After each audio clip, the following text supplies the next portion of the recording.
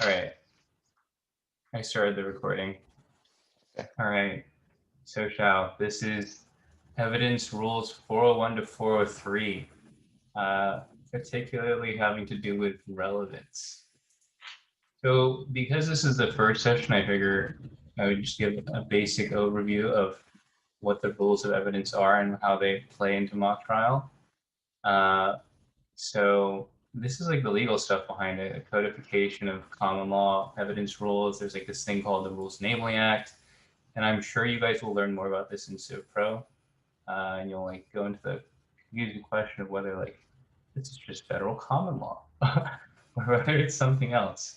But in the mock trial sense, and all the presentation is just going to be within the mock trial sense. So take it all with a grain of salt if you ever go into a real trial. But within this mock trial competition, the rules of evidence tell us what we can talk about, what we can't talk about, and how we can talk about certain things if we can't talk about them. And they're applicable to every part of the trial. As you heard Moody talking about, there are like motions before trial about certain piece of evidence. You can make objections during openings. You can make them during direct, cross, closing. Also, I don't remember this off the top of my head, but how much exposure to mock trial do you have, Shao?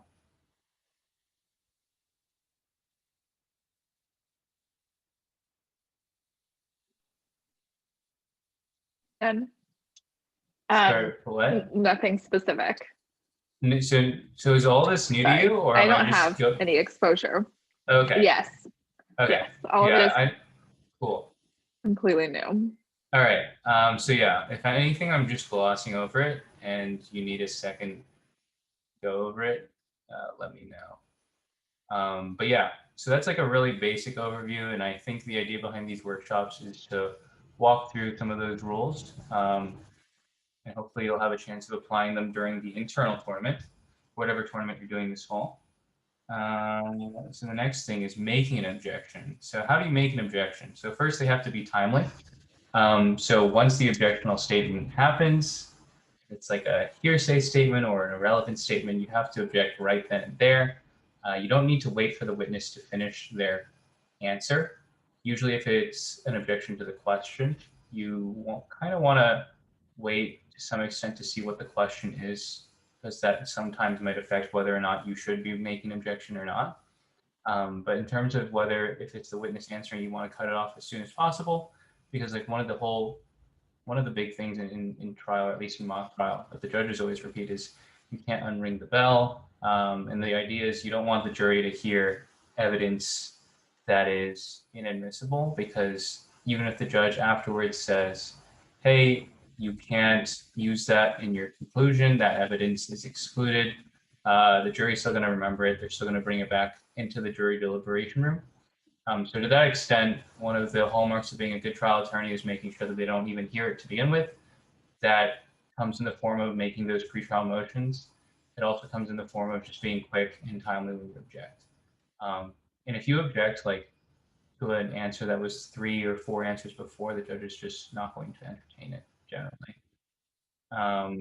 So when you make an objection, in person you would stand up. Here I don't know if on Zoom you would necessarily stand up, but you would say objection, and then you would state your legal basis. So we're going through all these legal bases for objections, relevance, hearsay.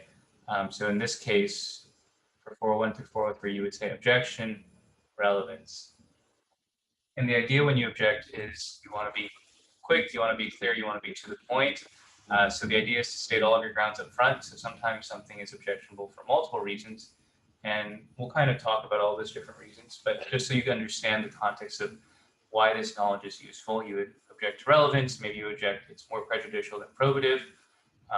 And at that point, usually you wait a second, because sometimes the judge will ask the other side, hey, what do you think? What is your response to this? But if they kind of sit there and they ponder for a second, you can always ask to be heard as well. And at that point, you would explain your objection and why you think this evidence is inadmissible. Professionalism, make sure that you're talking to the judge during these objection arguments.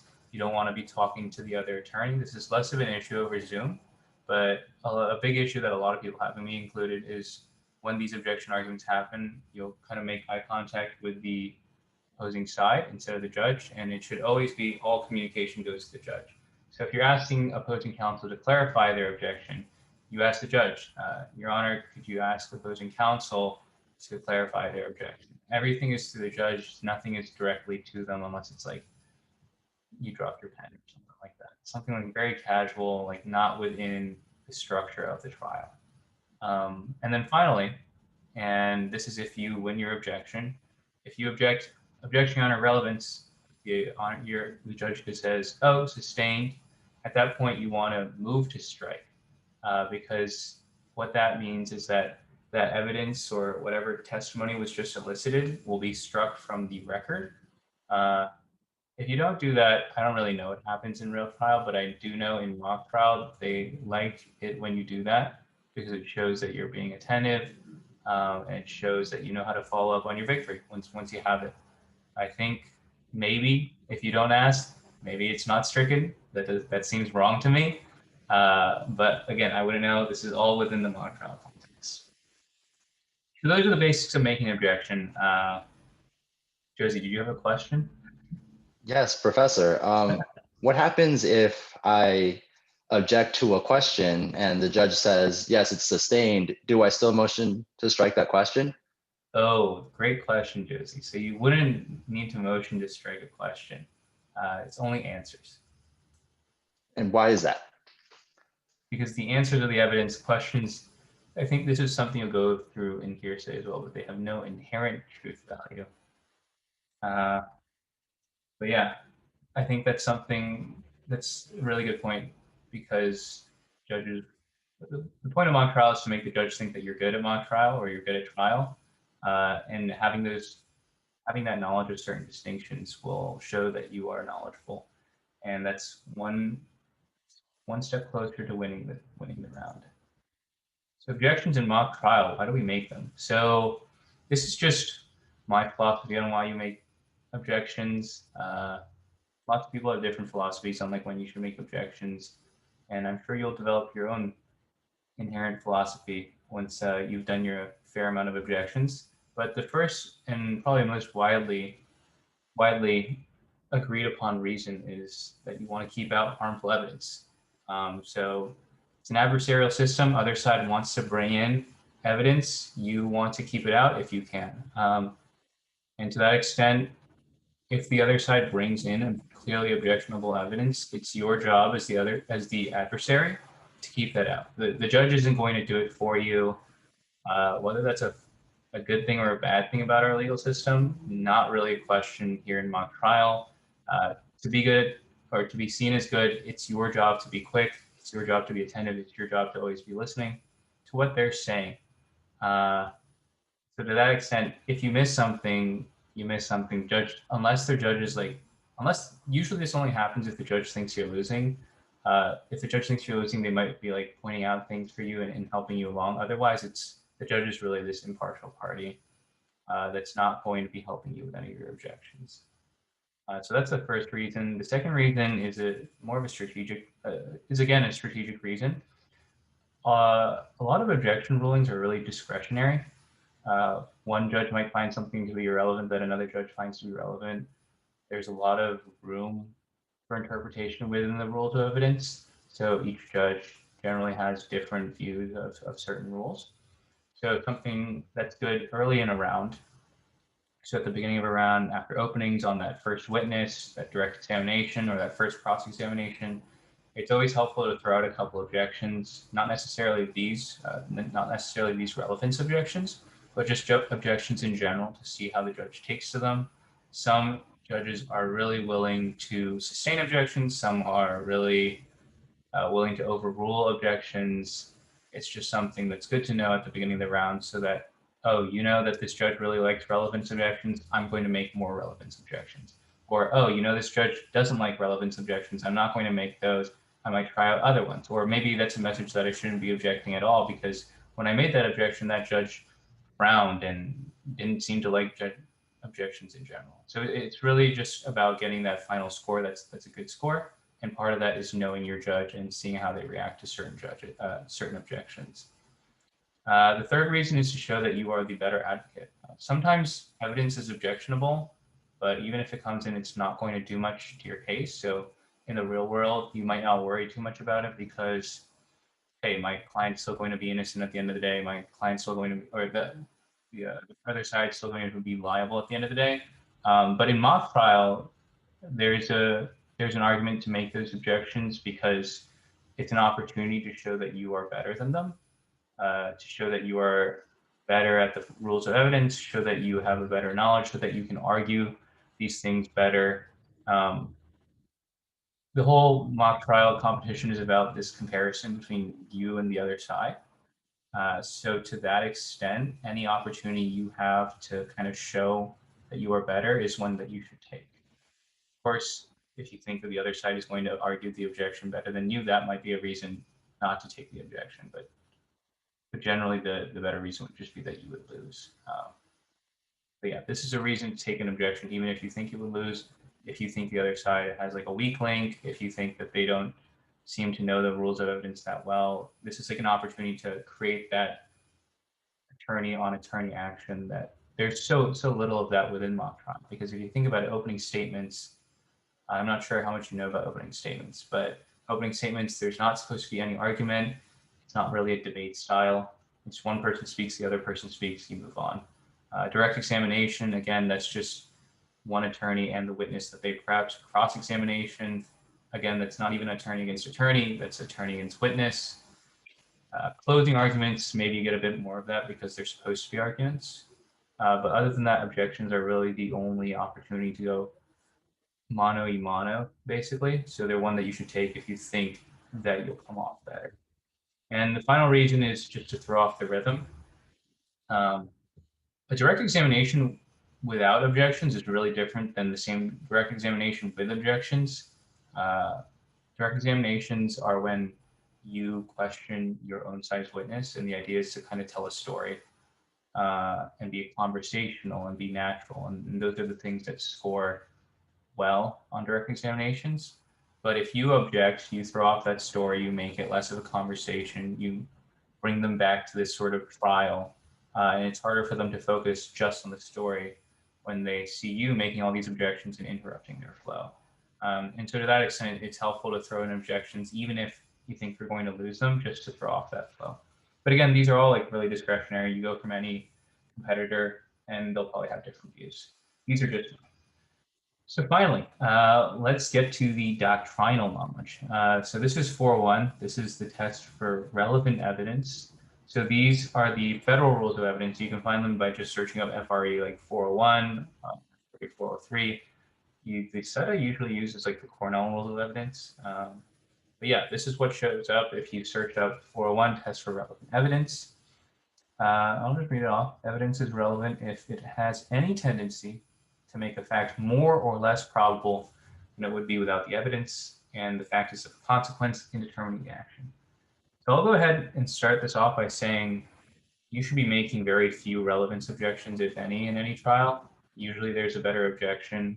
And the reason for that is the bar for relevance is very, very low. Because if you look back at that definition, it's making anything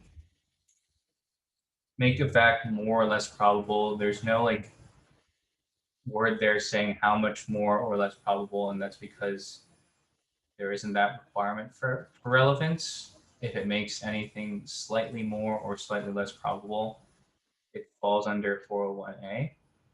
401B, the fact is a consequence in determining the action.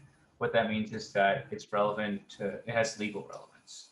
So say in a murder case, the goal of the prosecution is to prove that the defendant is the one responsible for the death of the victim. Your relevant fact has to make it more or less likely that the defendant was responsible for the death of the victim. For the defense, it's the opposite. And then also in the realm of murders, there are affirmative defenses like self-defense. So if fact makes it more or less likely that the defendant was acting in self-defense, then it is relevant. And then just as a general rule, the credibility or bias of a witness is always relevant. because it affects the weight of their testimony. So if you have like a police officer and he's being paid for every conviction that he gets, that is a reason to doubt his testimony, even though it might not necessarily make it more or less likely directly that the victim or that the defendant was responsible for the victim's death. It makes his testimony about that stuff more or less likely. And so to that extent, it is relevant. And yeah, I just want to reemphasize these are objections you really, really shouldn't be making. They're good to know just in terms of framing your own material. But oftentimes it's a natural consequence of putting on a good case that everything that you talk about is relevant. They were a bit more relevant in, this rule is a bit more relevant in like college mock trial, because oftentimes in college mock trial, the witnesses are for it. And the witnesses try to be interesting with interesting backstories that are completely detached from the case. And in that sense, this might have been a more applicable rule depending on what team and what philosophy about the objection for relevance that your team had. Do you have any questions about that, Shah? All right. Next one is 402. I've never heard of this rule, but I think the reason for that is because it's really self-explanatory. Basically, relevant evidence is admissible unless it is not. United States Constitution, federal statute, these rules, other rules. I've never heard it cited before. I don't know if Josie, you know anything about this rule? No, I don't think any. It's just I think everyone cites 401, and I don't think anyone ever cites 402. It's just kind of like it's admissible because it's relevant, which is technically what 402 says, but no one ever cites it. Everyone cites 401. But yeah, that's the takeaway for 402. No one has ever cited it in my experience. 403. This is an objection that a lot of people make. 403 excludes relevant evidence for prejudice, confusion, waste of time, or other reasons.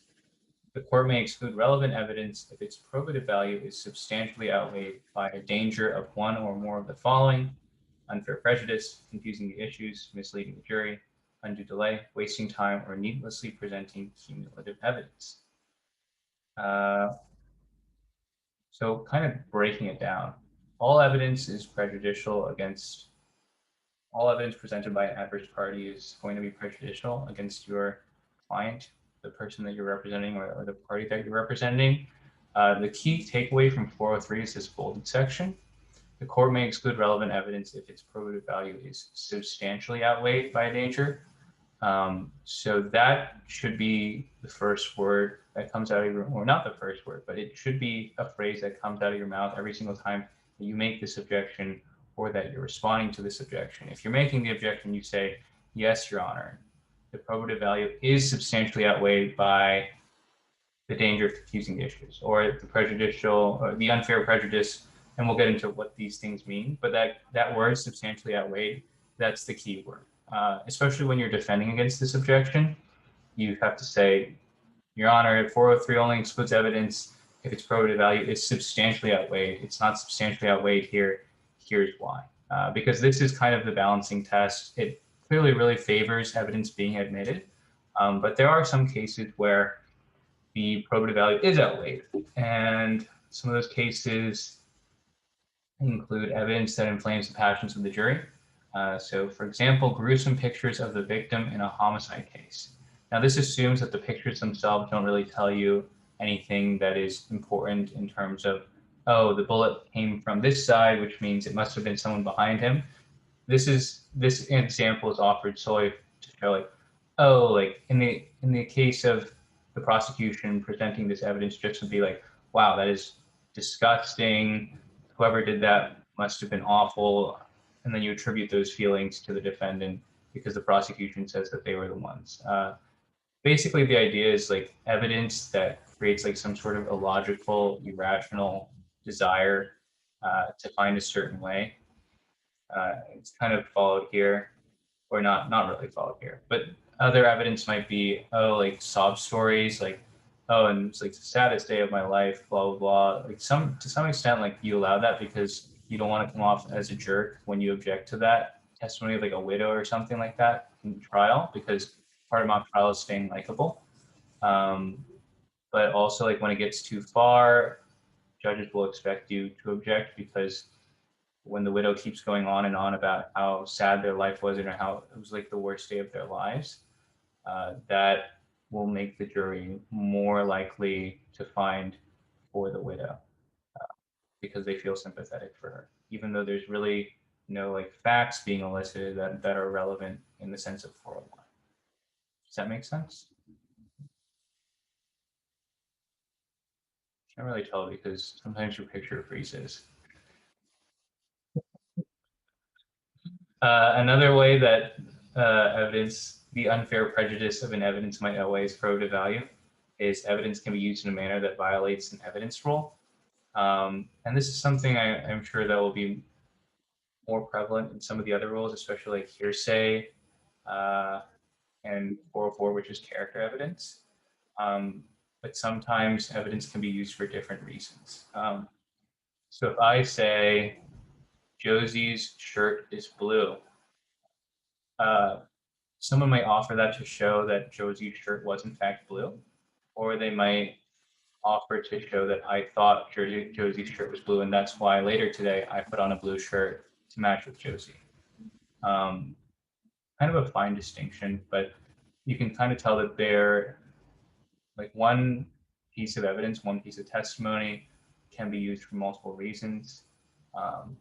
This kind of shows that maybe one of the other reasons that it could be used for is really dangerous, and the jury's really likely to use it for that reason. So in the context of 404, that means propensity evidence, which means, oh, because Jonathan killed someone in the past, he's more likely to kill someone in this case. He's more likely to have been the murderer.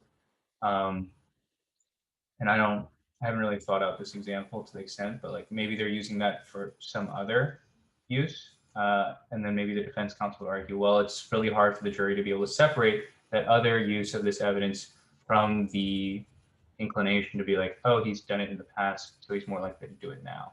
And that extent, you might raise this objection because it's just too hard, and the value, the probative value, is just not great enough to, or again, you would go back to that weighing test.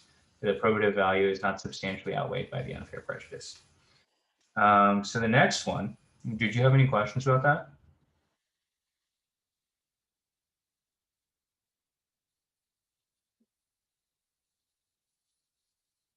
Okay, thumbs up. Next one is confusion. It's pretty self-explanatory. When the evidence might confuse the issues too much, you can make this objection at 403. Objection, Your Honor. This is too confusing. Well, you wouldn't say it like that. But the idea is that the evidence kind of shifts the attention of the jury to something that is not at stake in today's trial. Kind of a buzzword I like to use is that it creates like a trial within a trial. And I think judges might like that too. But the idea is that certain evidence, while it may be probative to some extent, it kind of distracts too much from the main issues, and that probative value might be substantially outweighed by the distraction. Here are some examples. Any questions on that? And then finally, cumulative. Cumulative objection is that basically the other side has spent way too much time on something, and you think that the point has been made and you would like them to move on. And this kind of goes into like waste of time as well. And so if, I don't know, they bring up a piece of it, they say, Josie's shirt, you said Josie's shirt was blue. You didn't say it was red. You didn't say it was black. You didn't say it was purple. And they just keep on going, and the point has been made. Then you might want to raise an objection for cumulative. I don't think this objection is made often, but I don't think it gets sustained that often, because usually it's just someone just trying to put on a persuasive case, and you don't like that, so you make this objection. And that would be a good decision. Like we said, sometimes you want to throw off their rhythm. This generally is made in the context of cross-examination. You usually don't make this on someone's direct examination. Usually people don't harp on one issue for too long, but you can. And as it noted on the screen, there is some overlap with asked and answered.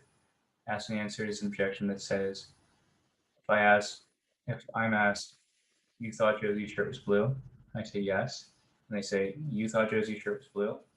And then I would say yes again. And so they would have been asked already and it would have been answered already. And the rules of evidence don't allow that. So there's some overlap there. So you can make either one in those instances. Usually people make cumulative when the question is like subtly changed, but accomplishes the same task. As I was saying before, like, oh, but it wasn't red, but it was black. And then I guess in general, general overview of Rule 403 is that I think Rule 403 is often invoked, more often invoked incorrectly than it is correctly. I think oftentimes people just use it because they don't like the evidence that's coming out. And I think it's really just your experience with 403 is going to dictate how you use it. I don't really want to prescribe one thing or another. I think one of the best ways to learn the rules is to just make a lot of objections early on. So at this internal tournament, I would recommend making lots of objections, even if you don't really know what you're saying or don't know what you're arguing, especially if you're like new to the whole mock trial thing, because I think it's really nerve-wracking to make an objection because it's something you haven't prepared. But it only gets better with time and repetition. So that's it for 401 through 403. Josie, any questions? Xiao, any questions?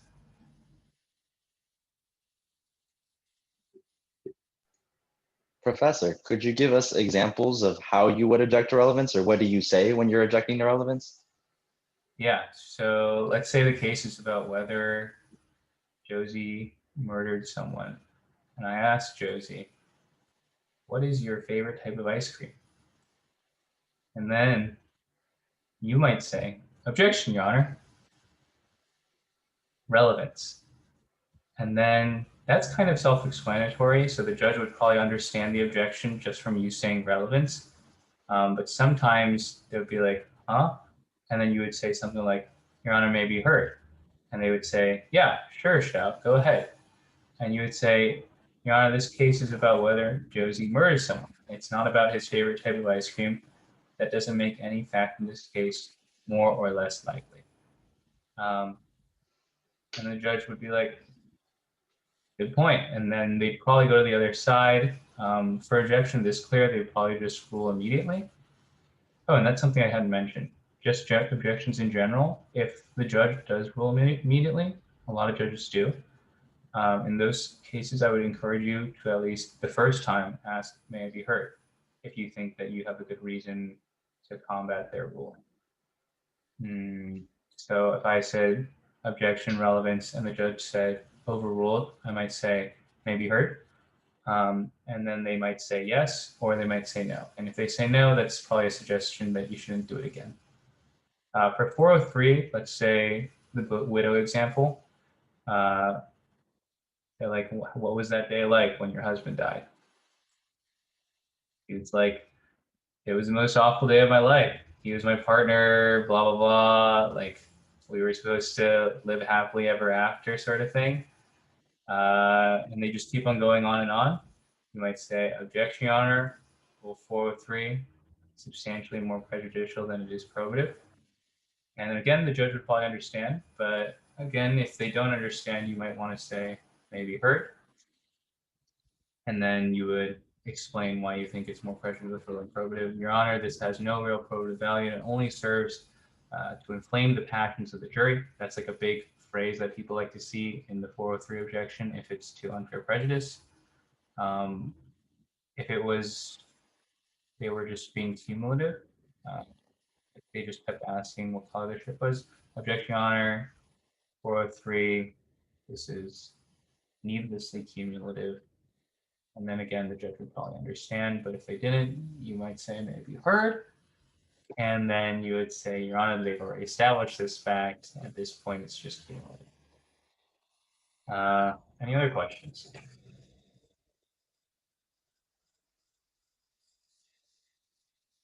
No? All right. Solid.